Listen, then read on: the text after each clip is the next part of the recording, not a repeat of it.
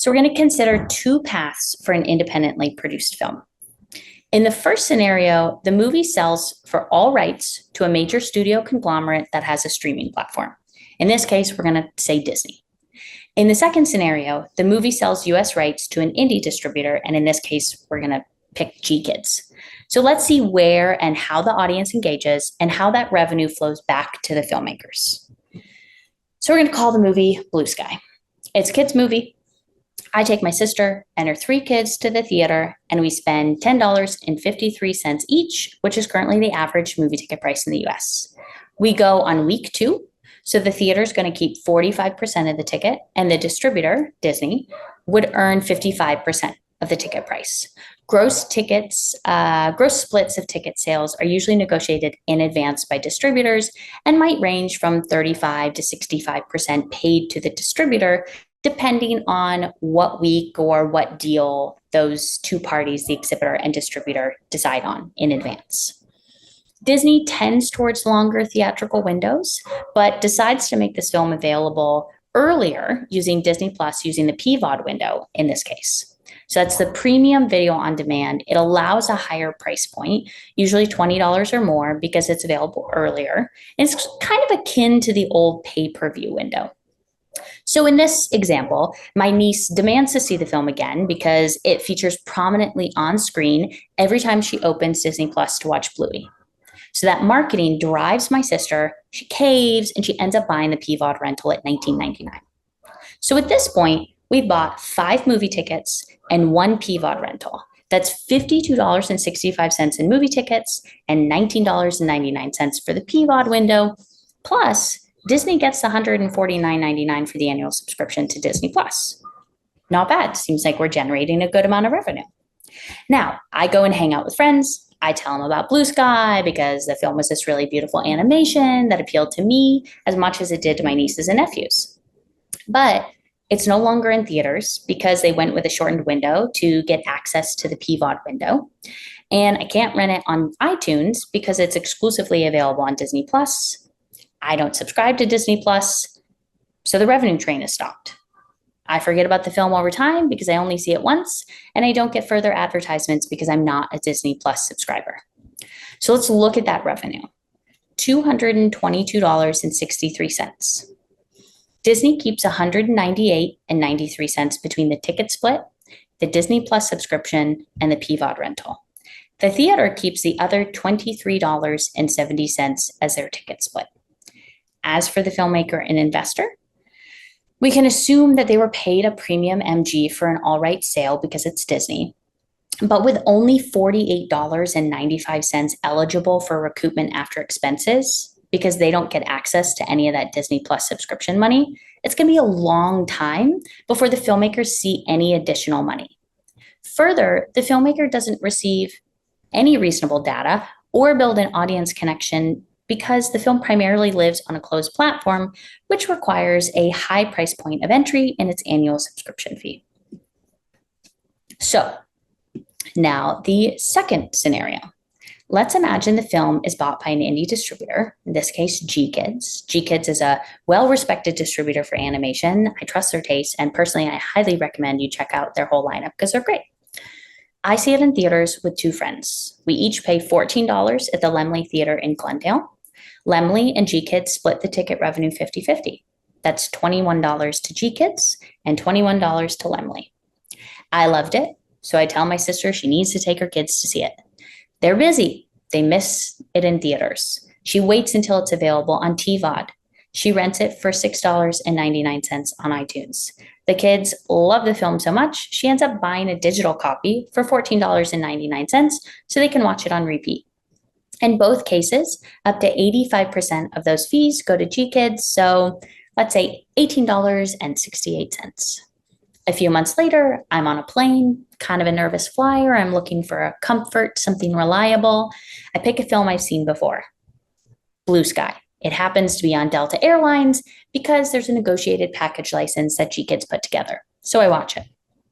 A few months after that, my sister hosts a PTA movie night for a kid's school. She's eyeing something family friendly and appealing to all ages.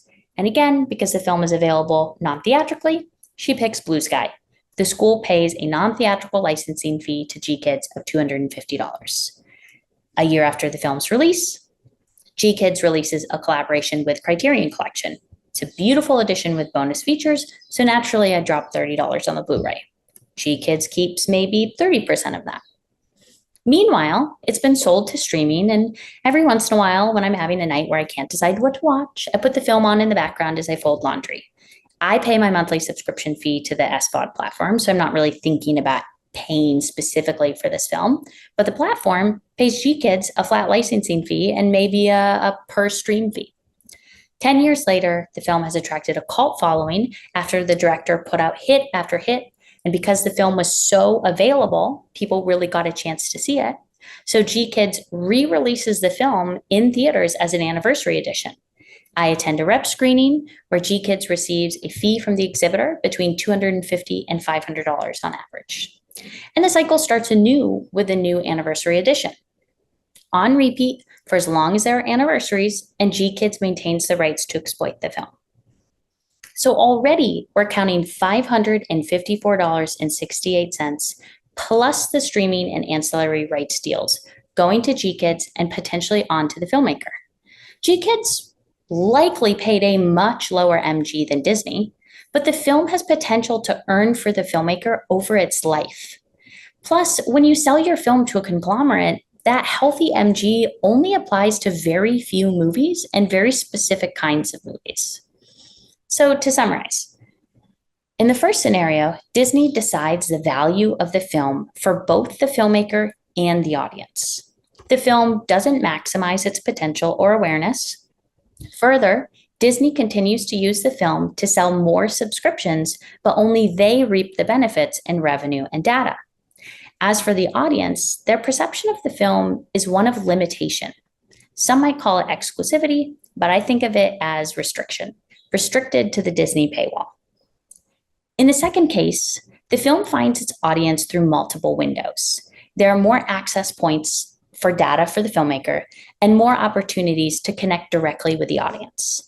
As for the perception, accessible. When you look for the film, you can find it at multiple price points on multiple platforms. Not every film released this way achieves its full potential, but the model itself has the strongest potential for sustainability due to the multiple windows of exploitation. When we view a worldwide sale as a marker of success, we have to acknowledge that we're celebrating the path of least exploitation. Further, while it may result in a large upfront MG when the film gets acquired, the impact of that film has been minimized. You've stopped the flow. When you sell your film to a conglomerate like Disney or Warner Brothers, or to a streamer like Netflix or Apple TV, you're likely facing a company whose mandate is to realize profit as quickly as possible. When that's the priority, the approach shifts from exploiting the film as thoroughly as possible to exploiting the film as quickly as possible. This necessitates a volume business where you bank on one film to buoy the rest. While it may be good for the company overall, it can stifle each film individually because the focus is on making money for the company and not necessarily for the film. At the same time, we're watching title maturity vanish. We're watching these old models like advertising-based viewing and syndication being repackaged as new innovative ideas when the only real disruption seems to be that creators are being left out now when it comes to revenue sharing. So how do we get to an industry more like the second scenario, GKids scenario, where there are multiple opportunities to generate revenue and where we have a sustainable ecosystem in which filmmakers, exhibitors, and distributors can afford to create and screen original independent films? We'll need to stop at some roadblocks first, but let's remind ourselves of the challenges posed at the top. Audiences. They are our best marketing tool and our revenue source, but we don't know enough about them. Marketing, lack of P&A funding, print and advertising, particularly when it comes to theatrical releases, even though we know a theatrical remains the strongest driver for downstream revenue. This is a clear case of needing to spend money to make money. However, indie distributors are struggling with the loss of pay one revenue, meaning they don't have the VOD or home entertainment revenue to support their business models, to underwrite them. And exhibitors, they have a lack of titles available to program and frequently encounter inflexibility from distributors on the means of booking the films in their theaters. So starting with the audience roadblock. Our exhibitors aren't capturing or sharing the kinds of demographic and psychographic data that we need to effectively build audience profiles. We need education, funding, and collective effort for this. What if there was a shared platform for audience demographics and attendance numbers that exhibitors, distributors, and filmmakers could all access? How might that change our approach to marketing? Marketing roadblocks. Shortened windows have led to the necessity to market a film within 30 days. How do you reach your entire audience in such a short amount of time? The cost for marketing has gone up. For example, exhibitors like AMC require pay to play, which means distributors are charged upwards of $20,000 for trailer placement in their pre-show. Not to mention a sort of understanding that those distributors will participate in a marketing scheme within the exhibition, sort of within the theatrical circuit itself. And awards campaign marketing. Distributors and film teams routinely spend millions of dollars on fewer than 10,000 Academy voters after a limited awards qualifying theatrical release in New York or LA. Who's missing from that equation? Industry roadblocks. We face unrealistic market expectations. The industry continues to measure success by one metric: box office dollars. Why is this a problem? If a film makes money at the box office, the press will discuss its value. If it doesn't, the press will say the film is a dud, missed its mark, or the old standby, people don't want to go to the theater anymore. If a film makes money at the box office in its first week, a distributor will be more likely to expand it to other markets. Low gross, maybe it just skips and goes straight to streaming. Let's say a film draws in 50,000 people at impact screenings across the country, very common thing to happen, especially for documentaries, plus their film festival run. Is that what the industry discusses? Nope. They report that the film made a dismal $10,000 in its opening weekend at the box office, if it's even acknowledged.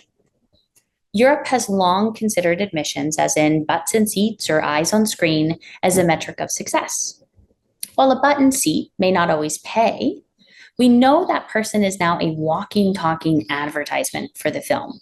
Word of mouth remains the number one reason that someone goes to see a movie, and we consistently undervalue its revenue generating potential. Since we know there are other ways than box office dollars to measure the value of a film and calculate the return on investment, how did we get to a system with expectations so divorced from the impact of the audience themselves? And that answer lies in conglomeration. We've put our films, our rights, our revenue opportunities primarily into the hands of corporations who are focused on realizing profits for shareholders. These companies are building their brands on the backs of filmmakers and their films, yet the filmmakers aren't seeing those profits. They don't receive shares in the company in exchange for their films. They aren't able to give input to the leadership of the direction of the company, as we see in the case of Warner Discovery, where the CEO gets to decide when a film is more valuable to the company as a loss than as a release.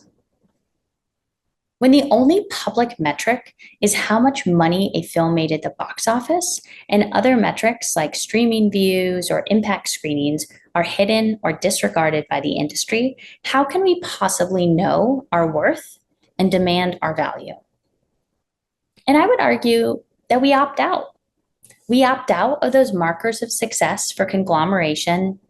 They're not markers of success for connection. We opt out of that incomplete narrative that box office tells. We opt out of industry expectations that we release a film in a certain way or in certain markets before others. We opt out of the idea that a global all rights deal is the best path forward. We opt out of the mindset that our film is more important than all the other films in our ecosystem.